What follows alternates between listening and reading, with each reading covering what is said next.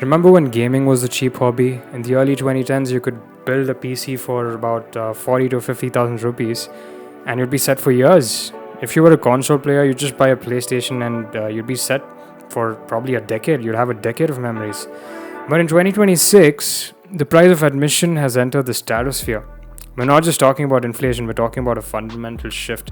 Gaming is being rebranded from a universal pastime into a luxury lifestyle for the elite.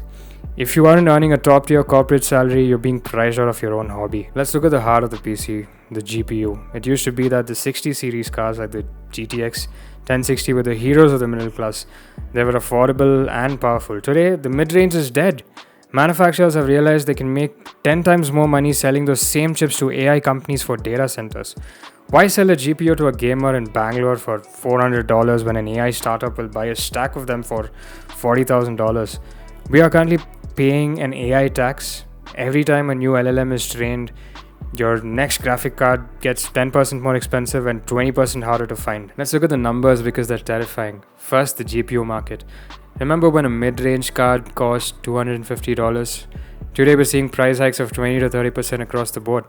An RTX 5080 is hitting prices we used to associate with an entire PC build.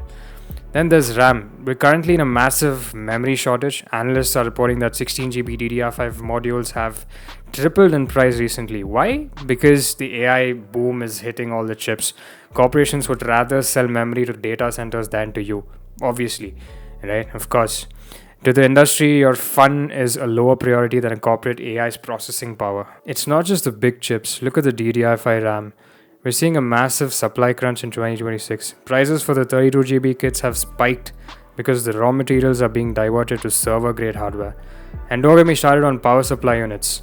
As components become more power-hungry, you need probably an 850 watt or 1000 watt units just to keep the lights on. That's another 15,000 rupees down the drain. By the time you've built a basic modern rig, you've spent what used to be the price of a used hatchback. And if you thought consoles were the safe haven, think again. Sony just dropped a bombshell with the April 2026 price increases. The PS5 disc edition is now $650. The PS5 Pro, it's pushing $900. This is for a console, a device that is supposed to be accessible way to play. Yeah, it's supposed to be accessible to everybody, apparently. When you add the cost of a $70 or an $80 game, a PS Plus subscription, and a decent 4K TV, you're looking at least $1,500 investment just to play GTA 6. For a teenager or a working class family, that's not an affordable hobby. That's a major financial decision. For us in India, the sting is even worse. We deal with the heavy import duties and a fluctuating rupee. A $900 PS5 Pro doesn't just cost $900 here. After taxes and dealer margins, you're looking at a price tag that could cover 3 months of rent in a Bangalore 2 BHK. In our childhood, a console was a family investment. Now, with the game prices hitting 5,000 to 7,000 rupees at launch, a single AAA title is nearly 10% of an entry-level corporate monthly salary. Gaming used to keep us away from trouble back in childhood. Now, the cost of gaming is the trouble. And if this trend continues, gaming is going to look very different in the next 5 years. We're moving towards a world where high-end gaming is a status symbol like owning a Rolex or a sports car.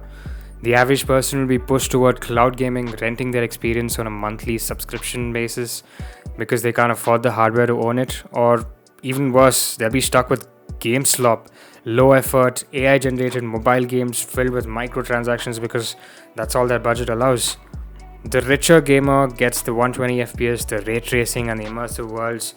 Everyone else, they get the leftovers. This is the part that hurts the most. Gaming was our sanctuary. When school was tough or work was stressful, you could disappear into a world that didn't care about your bank account. But when a hobby requires a 24-month EMI plan, it stops being an escape, it starts being a financial burden. We're seeing the rise of elitist gaming. The rich get the 4K 120 FPS immersion that actually feels like a different world. The rest of us are left with free-to-play mobile games that are designed to bleed us dry with microtransactions. We aren't playing the game anymore, the game is playing our wallets. Is the era of affordable gaming over? Maybe for the new stuff.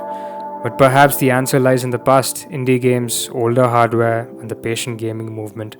Because if we keep chasing the luxury dragon that Sony and Nvidia are selling, we're going to find ourselves with a hobby that has plenty of pixels but no soul. What's the maximum you're willing to pay for a console? Have you given up on PC building entirely? Let's talk about it in the comments. Thanks for watching, and I'll see you on the next one. Peace.